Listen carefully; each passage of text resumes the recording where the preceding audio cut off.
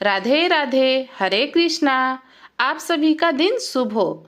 आइए आज सुनते हैं कार्तिक मास महात्म्य का 16वां अध्याय। उससे पहले आपको सुनाते हैं कार्तिक स्नान की कथाएं। बहुत समय पहले एक गांव में एक सास बहू रहती थी। तब कार्तिक का महीना आया। तब सारे गांव वाले गंगा नदी में कार्तिक स्नान करने के लिए हरिद्वार जाने लगे। तो सास ने बहू से कहा कि बहू, मैं कार्तिक नहाने हरिद्वार जाना चाहती हूँ।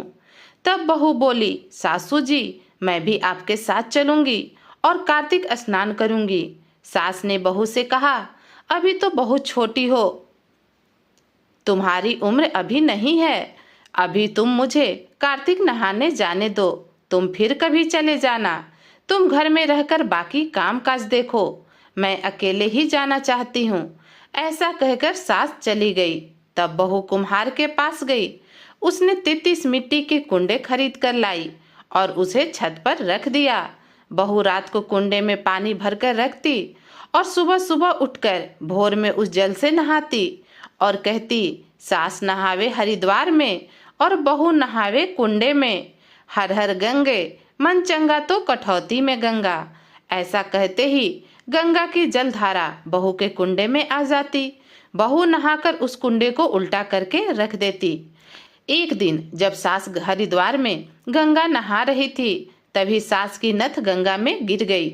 उधर जब बहू नहाने लगी तो बोली कि हे गंगा मैया, आपकी जलधारा मेरे कुंडे में आ जाए। और बोली, सासू नहावे हरिद्वारे में और मैं नहाऊं कुंडे में। इतने में गंगा जी की जलधारा बहू के कुंडे में आ गई।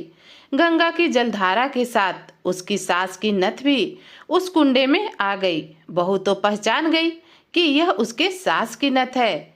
अब कार्तिक का महीना समाप्त हुआ। तब सास सहित सारे गांव वाले हरिद्वार से वापस आ गए और बहू सास को लेने जाने लगी। जाते समय सास की नथ पहन कर गई। तब सास बहू को अपनी नथ पहने हुए देखा तो कहा, बहू, यह नथ तो मेरी है, तुम्हारे पास कहाँ से आई? तब बहू बोली, सासू माँ, आप हरिद्वार में नहाती थी तो मैं भी यहाँ कुंडे में नहाती थी। नहाते वक्त मैंने हर दिन राधा दामोदर जी का नाम लिया। रोज गंगा मैया की जलधारा मेरे कुंडे में आ जाती और यह नथ भी मुझे धार के साथ मेरे कुंडे में मिली। सास बोली, मुझे ब्राह्मण भोज कराना है। तो बहू ने कहा, अगर आप 4 ब्राह्मण को भोज कराना चाहती हैं तो मेरे लिए भी 2 ब्राह्मण को बुला लेना, मैंने भी कार्तिक स्नान किया है। तब सास ने कहा, तुमने कहाँ कार्तिक स्नान किया है? गंगा जी बहुत दूर हैं, तुम तो गंगा जी गए ही नहीं। तो बहू बोली कि आप भी ऊपर चले जाओ, मैं आपको सब बताती हूँ। सास जब छत पर गई तो देखा बहू ने 33 कुंडे उल्टे रखे थे, वह सारे सोने के हो गए हैं। बहू बोली, सासू जी, हम हर दिन यह कुंडा भरकर रखते थे और सुबह सुबह उठकर भोर में नहाते और उल्टा करके रख देते। सास को अपनी गलती का एहसास हुआ। वह बोली, तुम्हारे कर्म अच्छे थे बहू, इसलिए गंगा जी की धारा तुम्हारे कुंडे में आ गई और सोने की बन गई। मेरे मन में अहंकार था, मैंने तो ऊपरी मन से गंगा स्नान किया, इसलिए मुझे तो कुछ भी नहीं मिला। और बहू, तुमने तो पूर्ण श्रद्धा भाव से कार्तिक स्नान किया है, इसलिए तुम्हें राधा दामोदर जी भगवान मिले हैं। हे गंगा मैया, जैसे बहू के घर तुम्हारी जलधारा आई, वैसे ही तुम्हारी जलधारा हर घर में कार्तिक स्नान कर रहे सभी के पास आए और सभी हरिद्वार जैसा ही गंगा में नहाने पुण्य प्राप्त करें। जैसा आपने बहू को दिया वैसा सभी को देना। इस कहानी को कहते सुनते हुंकारा भरते सभी की मनोकामनाएं पूरी करना। अब हम सुनते हैं सीता माता की सुंदर नितनेम की कहानी। जब भगवान जी श्री राम वनवास काट रहे थे, तब माता सीता ने 12 वर्ष तक नितनेम की कहानी कहने का 12 साल का नियम ले रखा था और कहती थी, राम आए लक्ष्मण आए, देश के पुजारी आए, नितनेम का नेम लाए, आओ राम बैठो राम, तपीस रसोई जीमो राम, माखन मिश्री खाओ राम, दूध पतासा पियो राम, सूत के पलना मेठो राम, साल दुसाला ओढ़ो राम, जब बोलो राम ही राम, राम सवारे सबके काम, खाली घर भंडार भरेंगे, सबका बेड़ा पार करेंगे। जय राम श्री राम, जय जय राम, जय जय राम। यह कहानी सीता माता रोज कहती थीं और श्री राम जी इसे सुना करते थे। एक दिन श्री राम जी को लक्ष्मण जी के साथ किसी काम से बाहर जाना पड़ा तो सीता माता बोली कि भगवान, मेरे 12 वर्ष का नित्यनेम का नियम है, अगर आप बाहर जाएंगे तो मैं अपनी कहानी किसे सुनाऊंगी। तो श्री राम जी ने कहा कि सीते, तुम कुएं की पाल पर जाकर बैठ जाना, वहां पर जो औरतें पानी भरने आएंगी उन्हें अपनी कहानी सुना देना। सीता माता कुएं की पाल पर जाकर बैठ गई। एक स्त्री आई, उसने रेशम की जरी वाली साड़ी पहनी थी और सोने का घड़ा ले रखा था। सीता माता उसे देखकर कहने लगी, बहन, मेरा 12 वर्ष का नित्यनेम सुनाने का नियम है, मेरी कहानी सुन लो। पर वह स्त्री बोली, मैं तुम्हारा नित्यनेम सुनने बैठूंगी तो मुझे घर जाने में देर हो जाएगी और मेरी सास मुझसे झगड़ा करेगी। उसने कहानी नहीं सुनी और वहां से चली गई। घर पहुंचते पहुंचते उसकी रेशम की जरी की साड़ी फट गई और सोने का घड़ा मिट्टी का हो गया। सास ने देखा तो बोली कि बहू, यह किसका दोष अपने सिर लेकर आई है।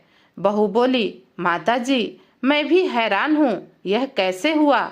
मैं तो कुएं पर पानी भरने गई थी, पर कुएं पर एक औरत बैठी थी। उसने मुझसे अपनी कहानी सुनने को कहा, पर मैंने मना कर दिया। शायद यह उसी का फल है। सास तुरंत वही साड़ी पहनकर कुएं की पाल पर गई।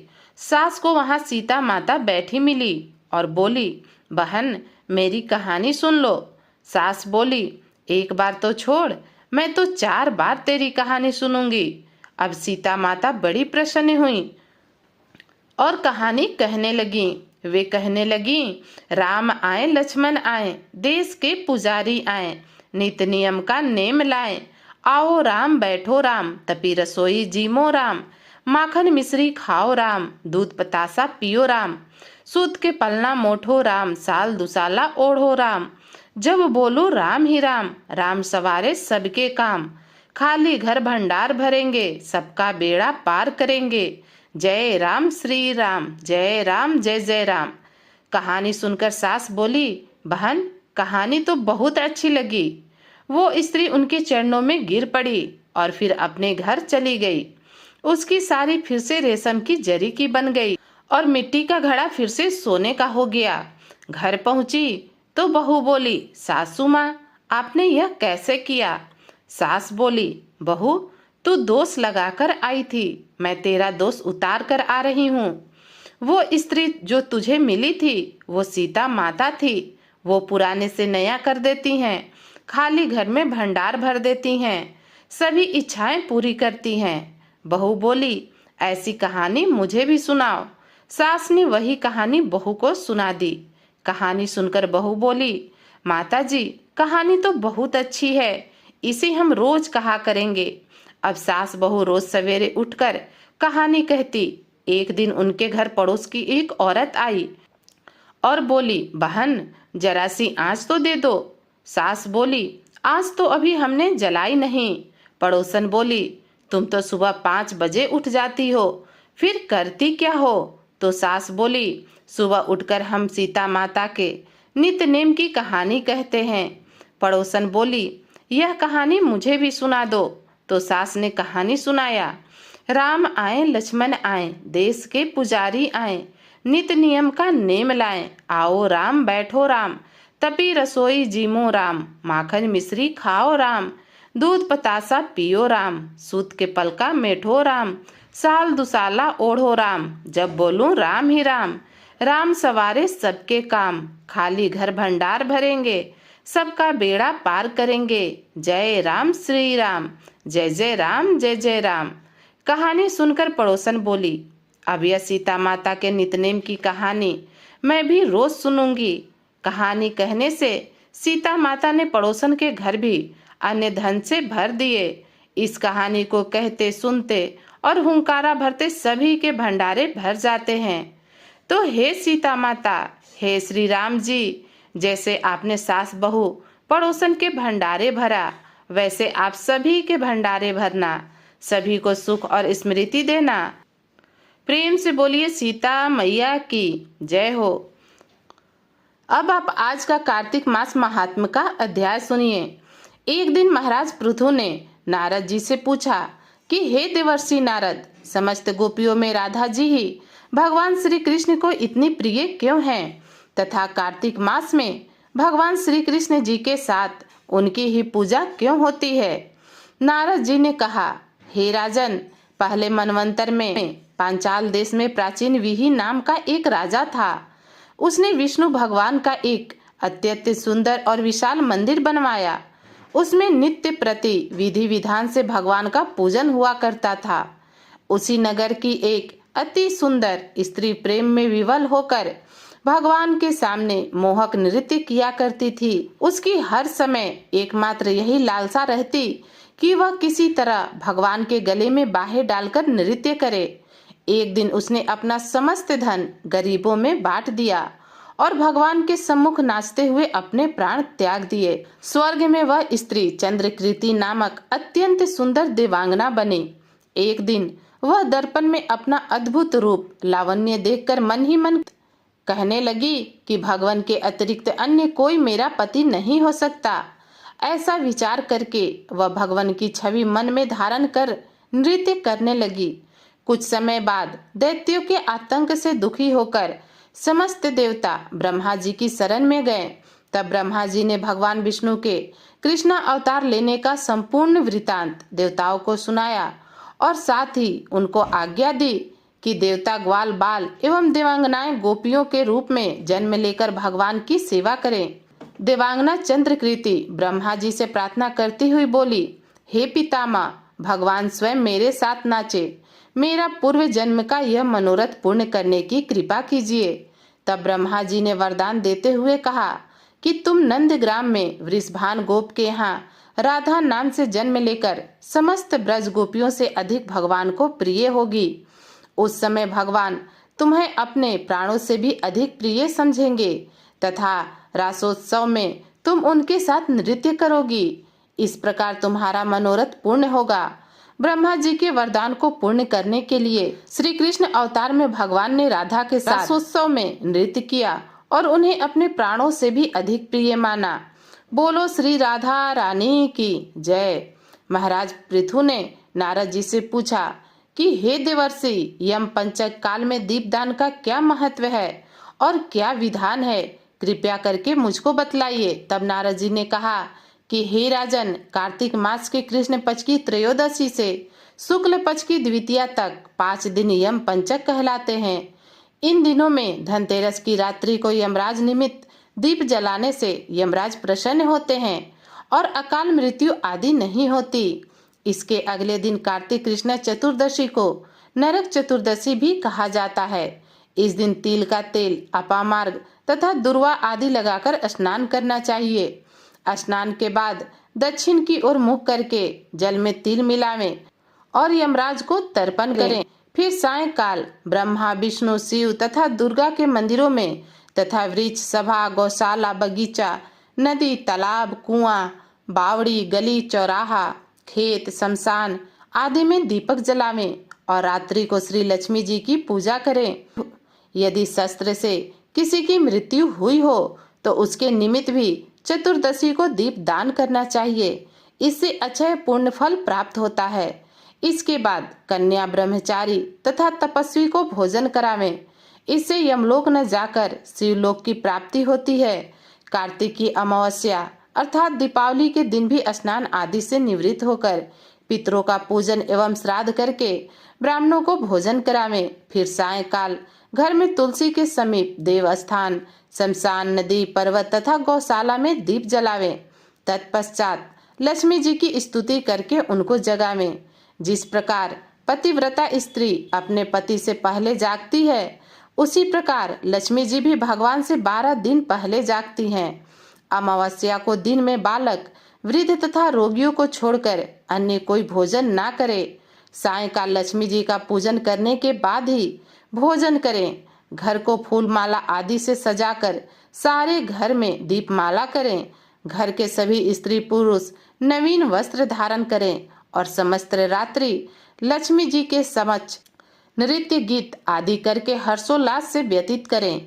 घर में समस्त रात्रि दीपक जलाना चाहिए। उस रात्रि को लक्ष्मी जी सब घरों में घूमती हैं और जो घर अधिक सुंदर तथा रमणीक होता है उसमें दीर्घ काल तक निवास करती हैं। एक प्रहर रात्रि शेष रहने पर दरिद्र रूप घर का कूड़ा काटकर सूप छज्जा आदि पुराने पंखे पर रखकर बाहर फेंक देना चाहिए। ऐसा करने से यह घर धन धान से परिपूर्ण रहता है। दीपावली के अगले दिन गोबर का गोवर्धन बनाकर बंधु बांधवों सहित गोवर्धन पूजा करें तथा ब्राह्मणों को भोजन करावें। स्वयं भी नवीन अन्न का भोजन करें। भगवान श्री कृष्ण जी ने इंद्र का मान मर्दन करके गोवर्धन पर्वत की पूजा इसी दिन की थी।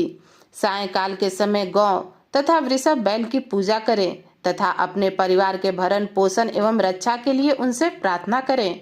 इसी दिन सायंकाल के समय बलि तथा उसकी पत्नी विंध्यावली की मूर्ति बनाकर पूजन तथा दान आदि क्रियाएं करने से परिवार सुखी तथा संपन्न रहता है। हरे कृष्णा। आज के अध्याय में बस इतना ही। इसके आगे का अध्याय आप कल के वीडियो में श्रवण करिएगा। अब आप सुनिए श्री तुलसी स्तोत्र पाठ। उसके बाद राधा रानी की कथा सुनेंगे। हे जगत जननी, हे प्रिय वल्लभ, आपको नमस्कार है। आपसे ही शक्ति प्राप्त कर ब्रह्मा आदि देवता विश्व का सृजन पालन तथा संहार करने में समर्थ होते हैं। हे कल्याणमयी तुलसी, आपको नमस्कार है। हे सौभाग्यशालिनी विष्णु प्रिय, आपको नमस्कार है। हे मोक्षदायिनी देवी, आपको नमस्कार है। हे संपत्ति देने वाली देवी, आपको नमस्कार है। भगवती तुलसी समस्त आपदाओं से नित्य मेरी रक्षा करें। इनका संकीर्तन अथवा स्मरण करने पर यह देवी तुलसी मनुष्य को पवित्र कर देती हैं। प्रकाशमान विग्रह वाली भगवती तुलसी को मैं मस्तक झुकाकर प्रणाम करता हूँ, जिनका दर्शन करके पातती मनुष्य सभी पापों से मुक्त हो जाते हैं। तुलसी के द्वारा यह संपूर्ण चराचर जगत रक्षित है। पापी मनुष्यों के द्वारा इनका दर्शन मात्र कर लेने से यह भगवती उनके पापों का नाश कर देती है। हे तुलसी, आपको नमस्कार है। जिन्हें श्रद्धा पूर्वक हाथ जोड़कर नमस्कार करने मात्र से कलयुग में सभी स्त्रियां, वैश्य तथा अन्य लोग समस्त सुख प्राप्त कर लेते हैं।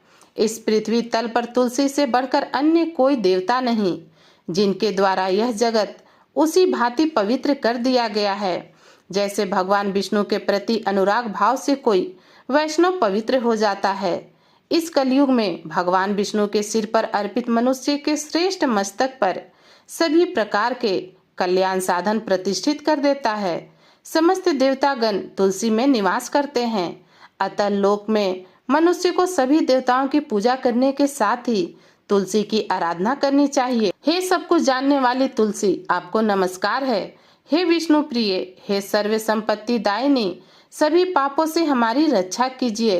पूर्व काल में श्रेष्ठ तुलसी दलों से भगवान विष्णु की नित्य उपासना करते हुए बुद्धिमान पुंडरीक इन स्तोत्र का गान किया करते थे।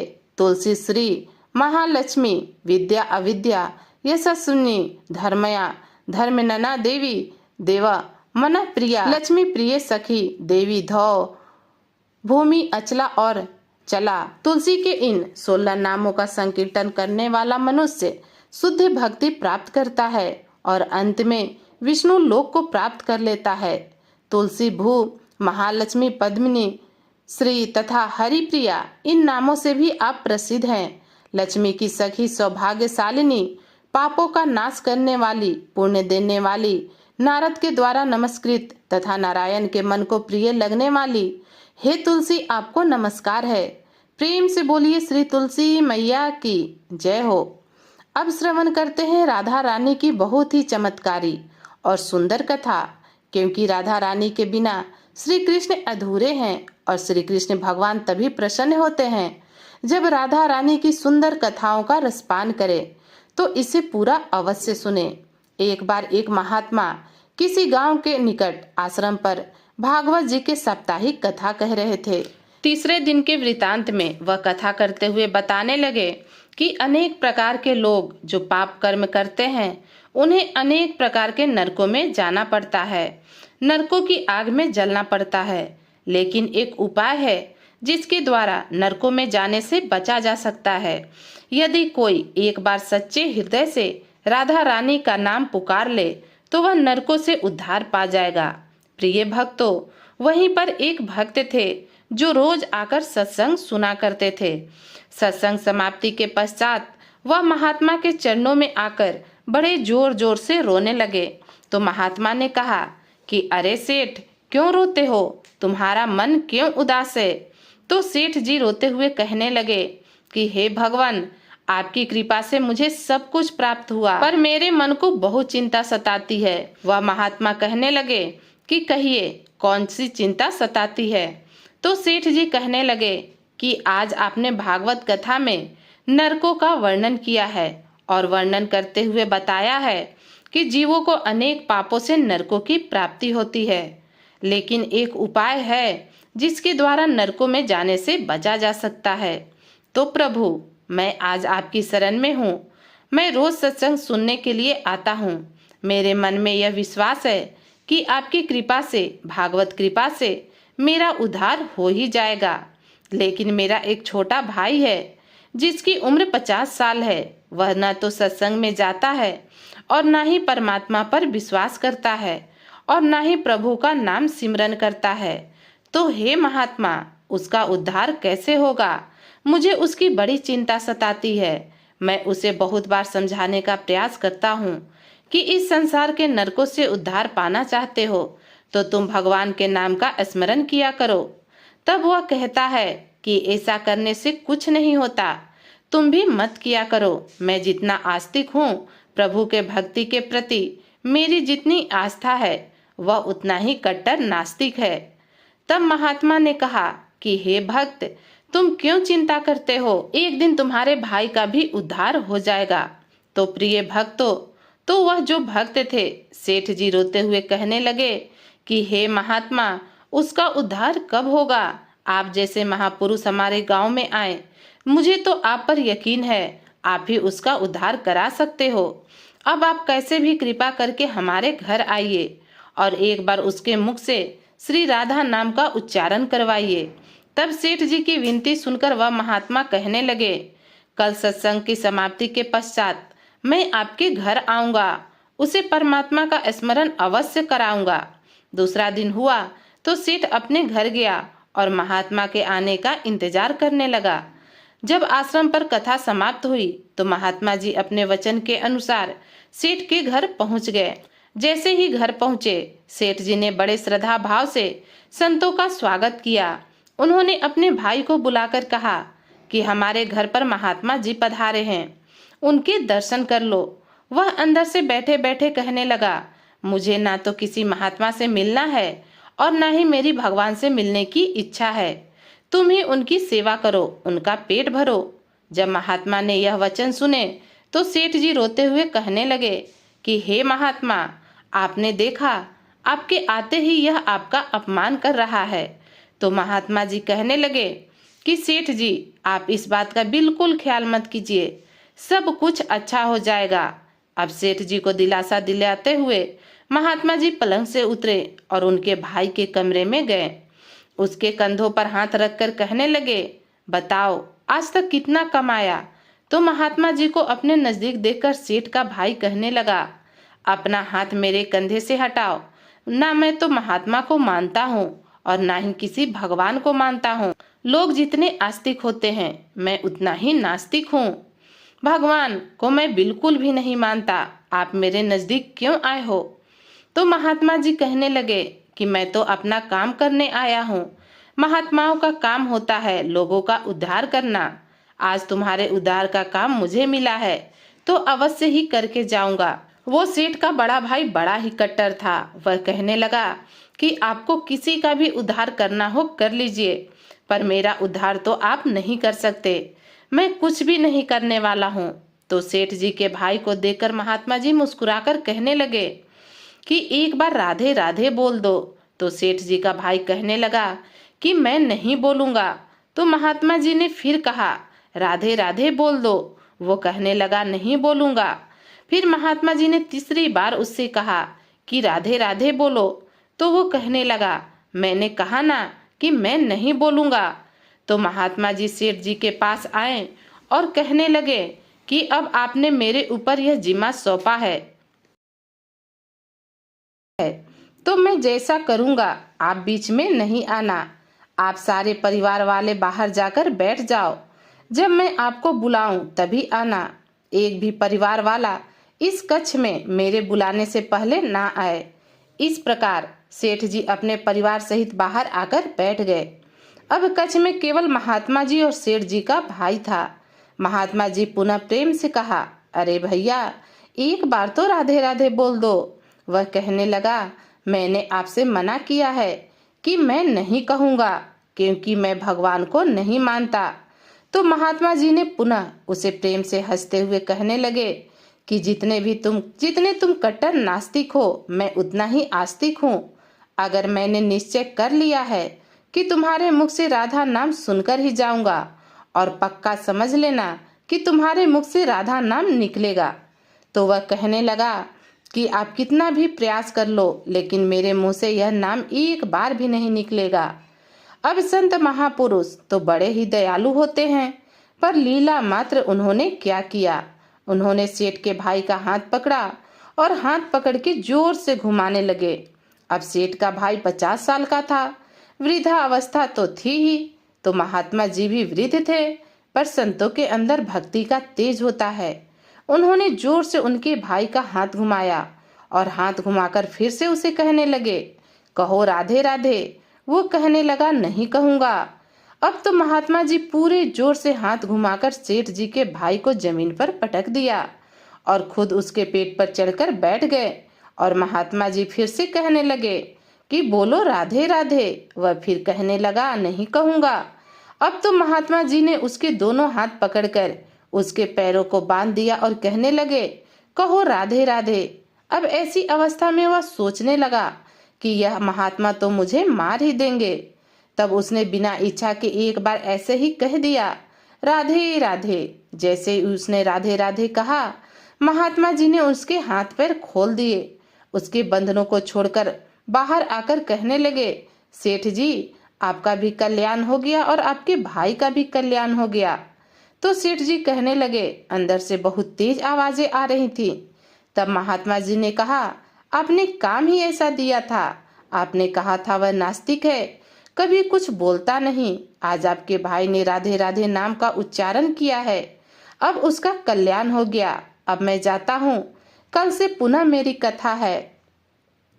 अब महात्मा जी तो अपने स्थान पर लौट आए और सेठ का भाई जमीन से उठकर अपने भाई से कहने लगा, यह कैसे संत महात्मा हैं, मुझसे झगड़ा करने आ गए, मेरे ऊपर चढ़कर बैठ गए और कहने लगे, अगर राधे राधे का नाम उच्चारण नहीं करोगे तो मैं तुम्हारे ऊपर ऐसे ही बैठा रहूंगा। अब उसकी बातें सुनकर सेठ जी तो हंसने लगे और मन ही मन परमात्मा को धन्यवाद देते हुए कहा कि हे प्रभु, आपके संत महात्मा भी कितने दयालु हैं, खुद कष्ट सहन करके लोगों का कल्याण करते हैं। धीरे धीरे समय व्यतीत होने लगा। मुश्किल से 1 वर्ष ही गुजरा होगा। अचानक एक दिन सेठ के छोटे भाई का देहांत हो गया। शरीर की समाप्ति के पश्चात आत्मा शरीर से अलग हो जाती है। वह आत्मा ही ऊपर यमराज के पास जाकर सारा हिसाब किताब देती है। अब इस व्यक्ति का भी हिसाब किताब खोला गया। यमराज ने चित्रगुप्त से कहा कि जिस इंसान को आज हमारे पास लाया गया है, उसका हिसाब किताब क्या है। चित्रगुप्त कर्मों का हिसाब किताब देखकर बताने लगे कि हे भगवान, इसने अपने जीवन में कभी परमात्मा का नाम सुमरन नहीं किया, सदा पाप ही पाप किए, इसे तो सीधे नरक में भेज दिया जाए। अब यमराज के आदेशानुसार उसे नरक भेजा जा रहा था। तभी चित्रगुप्त ने कहा कि भगवान, एक बात और है। यमराज जी ने कहा कि कौन सी बात। तो चित्रगुप्त जी ने कहा कि भगवान, एक बार संत महात्मा के कहने पर इसने राधा नाम का उच्चारण किया था। तो यमराज ने दूतों से कहा कि थोड़ी देर रुक जाइए, इसका हिसाब किताब किया जाएगा, इसके बाद ही इसे नरक में भेजा जाएगा। यमराज ने पुनः चित्रगुप्त से कहा, जल्दी से इसका हिसाब किताब देखो, कहीं इसने परमात्मा के नाम का उच्चारण तो नहीं किया। चित्रगुप्त ने फिर से पुनः सारा हिसाब किताब देखा और कहने लगे कि भगवान, इसने एक बार जो नाम उच्चारण किया वह भी संतों के भय से किया, सच्चे हृदय से नहीं किया, पर एक बार राधा नाम का उच्चारण किया है और बाकी का सारा जीवन पाप में गुजारा है। अभी क्या किया जाए? तभी यमराज जी उसी इंसान से पूछा कि एक बात बताओ, हम तुम्हें पहले राधा नाम के उच्चारण का फल दें या पहले तुम्हें नरक को भेजें? तो उसने हाथ जोड़कर कहा कि हे भगवान, नरक में तो जाना ही है, इससे अच्छा है आप मुझे एक बार राधा नाम के उच्चारण का फल दे दो, फिर मुझे जहाँ चाहे वहाँ भेज देना। अभी यमराज जी अपने पुस्तक खोलकर देखने लगे कि एक बार राधा नाम के उच्चारण का क्या फल मिलता है।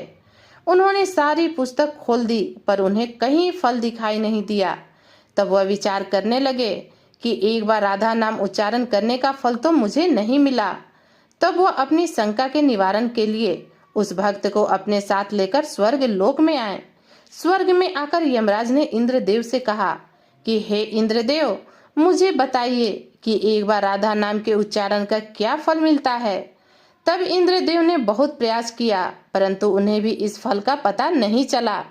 तब सब देवता मिलकर ब्रह्मदेव के पास गए। ब्रह्मदेव ने जब उनको देखा तो उनसे पूछने लगे कि यह आपके साथ कौन सा मनुष्य है। तब इंद्रदेव कहने लगे कि हे भगवान, इसने एक बार राधा नाम का उच्चारण किया है, बाकी सारा जीवन इसने पाप किया।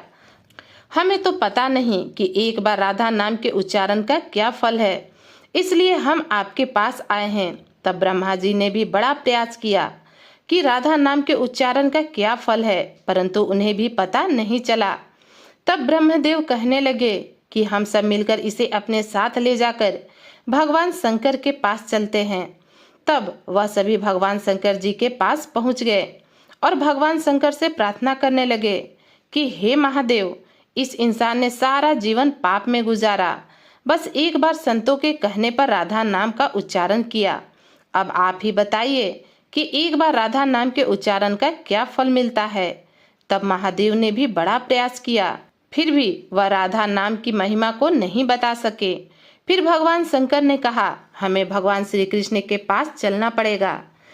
प्रिय भक्तों, भला भगवान भोलेनाथ कैसे नहीं जानेंगे कि राधा नाम की महिमा का क्या फल है, किंतु उन्हें तो भगवान कृष्ण के दर्शन करने थे। वे नित्य अपने मन में भगवान श्री हरि का जो सुमरन करते हैं। अब उनकी लीला देखिए। अब सभी देवता मिलकर भगवान श्री कृष्ण के पास गए। भगवान श्री कृष्ण जी के गोलोक धाम में पहुंचे।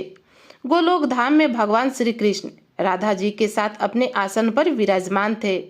भगवान श्री कृष्ण ने सभी देवताओं का सम्मान किया। अचानक आने की क्या कारण है, पूछा। तब भगवान शिव शंकर ने हाथ जोड़कर कहा, हे प्रभु, हे भगवान, यह मनुष्य धरती से आया है। इसने अपने जीवन में अनेकों पाप कर्म किए, परंतु एक बार राधा नाम का उच्चारण किया था।